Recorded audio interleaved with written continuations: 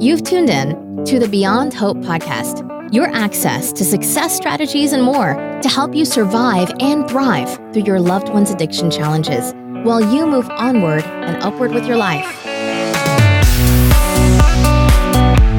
Now, here's your host, Shar Jones. Hey everyone, welcome to the show. This is Shar Jones, and I'm the host of Beyond Hope, and I'm also the mother of an addict.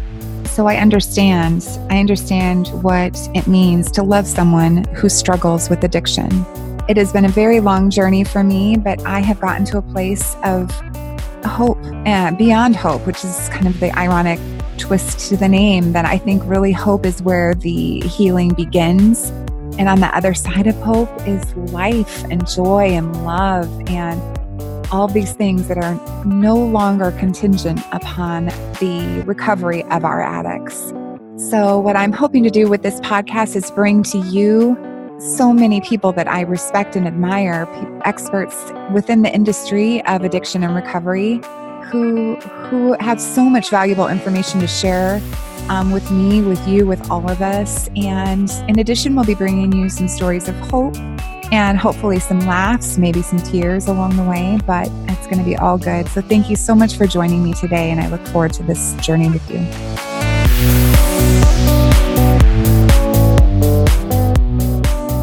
Hey there, welcome. Recently, I stumbled across a video that I had done a few years ago. I don't know if other people do this, but there are times when, especially when I was really struggling, when I would talk to myself in a video, and it was my safe place to confide, talking to myself. It was somewhat therapeutic for me back then. The audio is very raw, and it makes me sad, and it scares me to share it with you, to be honest with you. And that's why I feel compelled to do it. The whole reason why I wanted to start this podcast was because I know how lonely and heartbreaking it is to be a mom with a child that is battling addiction. It absolutely changed the way I saw myself as a mom. It changed the way that I saw myself as a person. It broke my heart, and I'm still healing from that. But I've learned so much about myself, and I've learned to forgive myself for not knowing what I know now. I want you to know that I'm here for you, and I understand, and that you can get through this, and you will get through this. And I guess I just want you to know that my daughter is getting the help that she needs. I'm getting the help that I need, and we are healthier than we've been in a very long time. Which is why I want you to hear this audio, because if it resonates with you, then you need to know that you are the reason why I am doing this podcast. I was being swallowed whole by my codependency, and I didn't know. I remember when people would tell me that, my daughter is an adult, she's old enough to take care of herself, that I need to worry about myself, all of these things. To let go and let God, to go to an Al-Anon meeting. All of these things didn't land with me in a positive way. And I know that they were intended to be helpful, but it was more painful for me to hear these things because I just didn't know any better. It felt insulting. It felt like I was being asked to abandon my daughter. I felt like a failure as a mother. The truth is that I have loved my daughter with all of my heart since she first came into this world. I fell in love with her when she was in my belly. All of the things that I wanted for her are still possible. But this addiction is part of our journey. Her addiction is part of her story, and it's part of my story. We are getting the help that we need. And if this story connects with you in any way, you don't have to go through this by yourself. And yes, people in your life are not going to understand your hurt. And that's not for you to try to explain to them. Your job right now is to reach out to people who understand what you're going through, to get the help that you need, And I'm here for you. I'm just sending you so much love. And with the holidays coming around the corner, I know that creates a lot of stress and sadness for people who are trying to recreate traditions and memories from long ago, a different life. And things happen in life: divorce, death, heartache. All these things can interfere with our ability to be joyful during the holidays. My thought about this is to consider finding some new ways to celebrate the holidays, create some new traditions that celebrate you and your life today. And every day that we get a chance to open our eyes is a gift. If you're suffering, that's not why you're here. You're not here to suffer. Please know that I'm just sending you so much love, and I'll talk with you soon.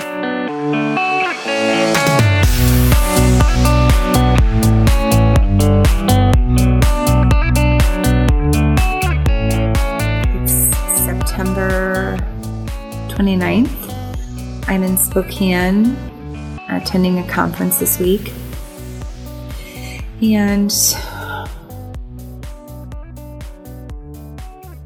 gosh, not sleeping while I'm here. It's like I always want time to myself. There's so many things that I want to do and things that I want to accomplish that I can't do with all the busyness of life going on. And I always just want time to myself. But when I'm alone, I kind of disappear, just kind of get lost. So I was hoping to focus on my writing during this time away. I also wanted to study because I have this huge test to take in 2 weeks that I don't feel prepared for. I thought I would get a lot of work done while I was here. We have this walking challenge, so I've been really focused on trying to get my steps in. I'm not sleeping well. I've been wanting to write about what I've been going through the last few years. Has really come to a head a year ago when my daughter first told me that she had a problem with drugs.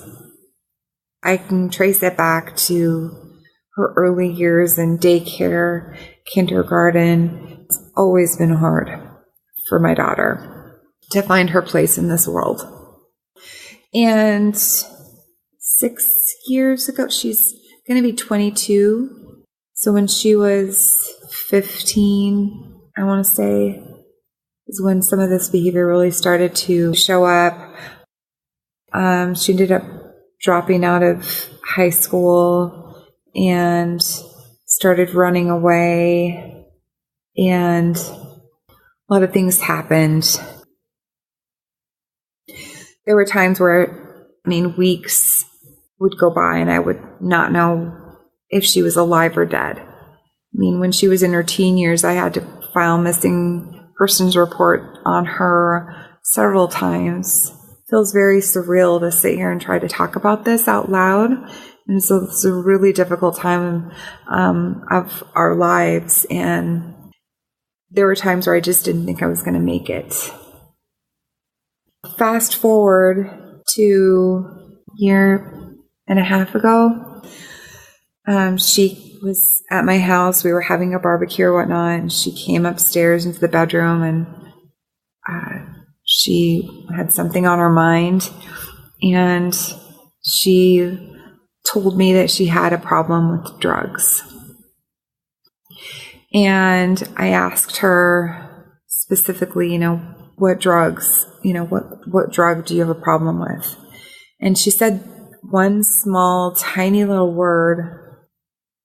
I'll never forget this moment. I think the first thing she said was it was cocaine. And it just didn't make sense. I think I asked her again to tell me more about it. And she started to cry and kind of buckled over a little bit. And she said, she didn't know why she lied to me just then. She can't lie to me. And I was very confused. And that's when she said that one tiny little word. meth. The room started to spin. I mean, it was really like everything kind of slowed down. It was like slow motion in that moment where I just realized that I just was in total shock. I mean, I had no idea. And I was the kind of person that really didn't buy it.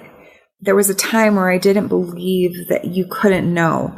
I mean, I was very sure that if you had a child that had a drug problem, where was the mom? Where was the dad? How could you not know? How could you let this happen? And here it was happening to me, and I was just shocked. She's been through treatment a couple of times, and I can't even tell you what was involved there. It was a nightmare. Fast forward to this year. She had 7 months clean and sober. I mean, I started to see my daughter again. I mean, she just had that light in her eyes again. She was living in an Oxford house. She was looking for work, actively looking for work, pursuing her GED. I mean, all of the right things were happening, and it was just a beautiful time in our lives. And then she stopped responding to me, and I found out that she had no more clean time. She had relapsed.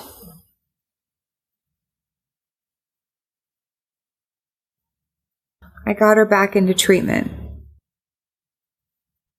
While she was in treatment, my dad passed away suddenly. So that was 6 months ago.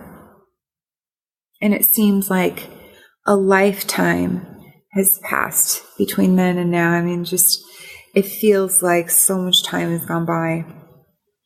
In the sense of so much has happened. It's been such a difficult time. Although I still feel like I just lost him. She got out of treatment. Her Oxford house, she had to go interview to go back there. They approved her. And when I went to go pick her up from treatment, she let me know that her boyfriend was going to be picking her up, which was not part of the plan. And it should have been a red flag for me, but she relapsed on heroin. So my daughter is a heroin addict. I've never said that. My daughter, and I can feel myself going in and out of denial right now as I'm saying this. My beautiful girl is a heroin addict. I mean, it's shocking. It's really shocking. And there are times when I get really tired, like I'm not going to make it. Like, I love her with everything that I am. And when our kids are doing well and they're thriving, there's such pride there as a parent. I'm proud of who she is. And I've been fighting for her for so long. And then I've realized that I don't have the power in me to fight hard enough to save her life. Like, she has to do it. Like, if she doesn't want to save her life, there's not a damn thing I can do. I am so helpless, powerless over this disease. I see so much potential in her. I can't save her life. The only thing that I can do at this point is find a way to give back and help others, because this journey as a mom has been so lonely. It's heartbreaking. Part of me is so tired of fighting this fight without any results, without seeing any improvement. I love this person. When I think about giving up, I can't do that. Like, I have to find a way to push through this, because I have people that count on me and need me. I don't have the right to give up. I just want my daughter back. And I want to find a way to live, not just for her, but for my mom and my sister. I have to use my voice to connect, to help other people, even when I can't help my child. She's the most important person in my life.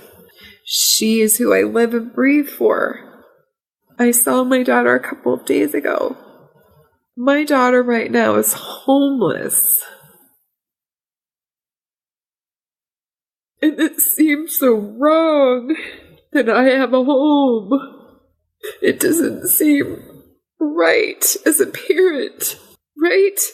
Why would you just open up your home to your child who's homeless? Like, I want to look at myself and go, what are you doing? How could you fucking let your kid down like that? Your child needs you. She is out in the street, living out of a car.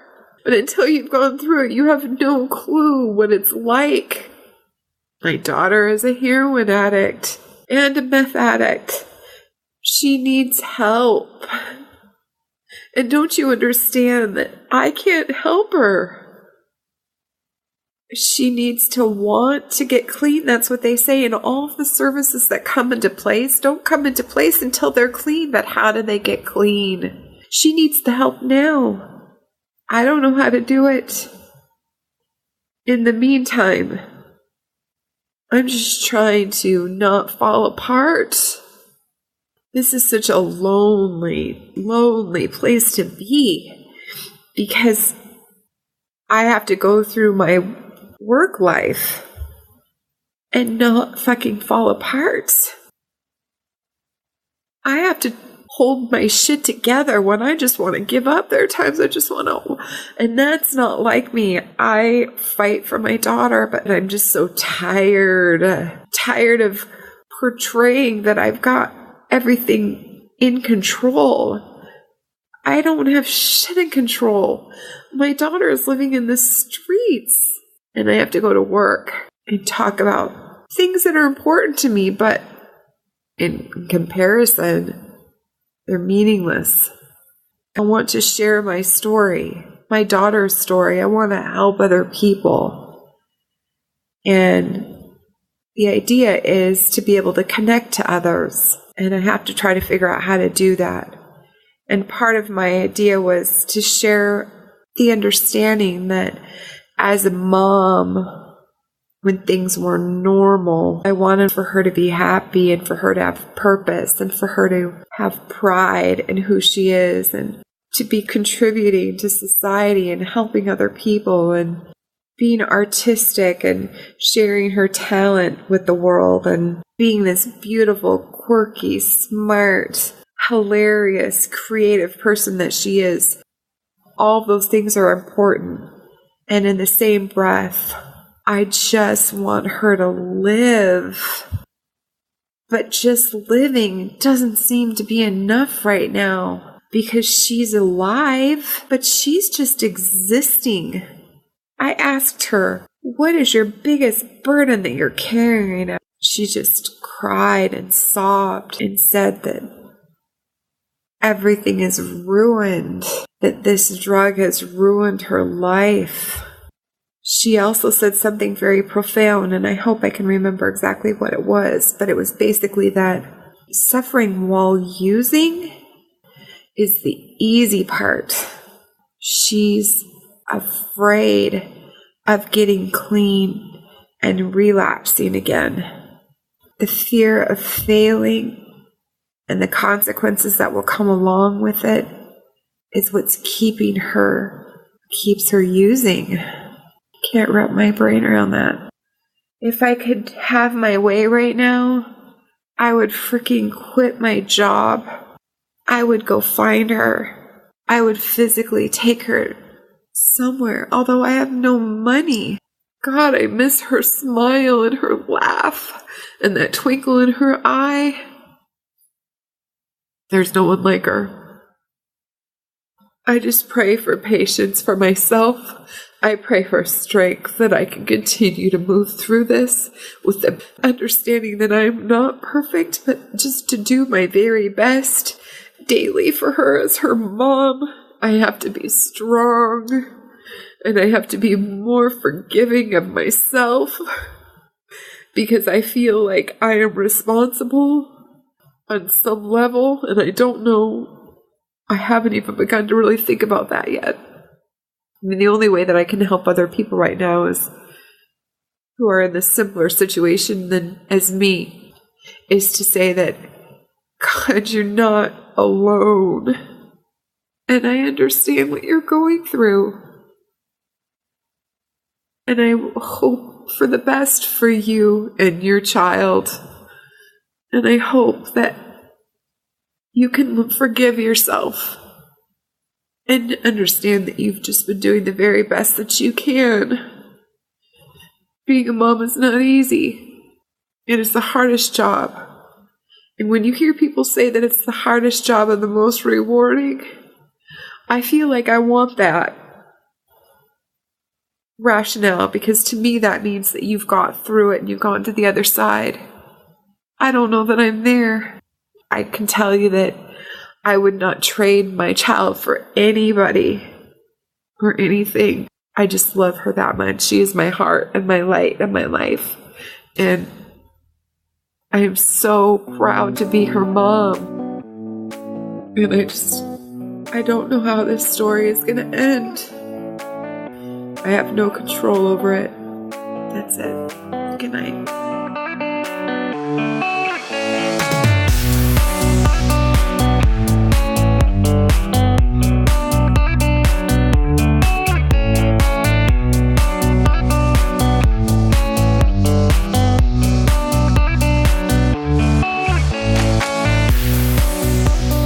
Thank you for listening and supporting the show and for supporting me and sticking through that whole audio. I know it's not easy to listen to. It's definitely not easy for me. And it's easy for me to judge myself and be critical when I listen to things like that. It's easy to judge myself and be embarrassed. And to be honest, the easy thing to do would be to quit right now, quit doing the show, kind of throwing my hands up in the air and going back to hiding within myself. But why? Why quit? Because I'm not perfect at talking about my hurt, because I'm not an expert at life, because I'm not great at being vulnerable about my strengths and weaknesses as a human being. I think when I want to quit, it almost drives me even more to continue doing it, because if I can help one person be strong during this journey of addiction or substance abuse, depression, self-harming, any of those things have touched my life. And if I can encourage one mom to hang in there, that's why I'm here. You know, it's a difficult journey, but we've been selected for a reason, and our purpose is to share our voices and to push through this and show others that it can be done.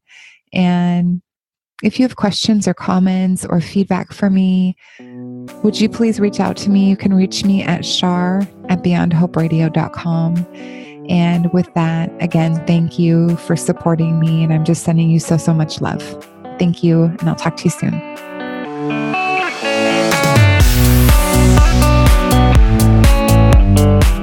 Hey everyone, thank you so much for tuning in and for helping me to connect with other moms of addicts or loved ones who are struggling with addiction in their lives. If you have questions for me, comments, suggestions on future show content, or perhaps there's a specific topic that you would like to hear from an expert in the field, I would love to hear from you. I am also interested in sharing your voice. So if you have messages of hope or personal stories that you think would resonate with our listeners, please send me an email. You can type me out a message, or you can include an attachment to an audio clip with your voice. You can send that to Shar at beyondhoperadio.com. And with that, thank you again, and I'll talk to you soon. Bye for now.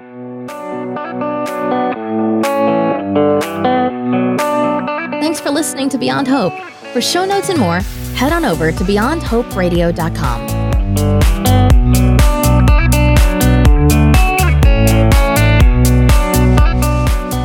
A huge thank you to recoveryinnovators.com and James Healy. Thank you so much for putting up with me and for helping me to produce and launch the show. I couldn't have done it without you. You are so awesome. And to anybody else who has been considering working with James, highly recommend him. Please go over to his website and check it out, recoveryinnovators.com.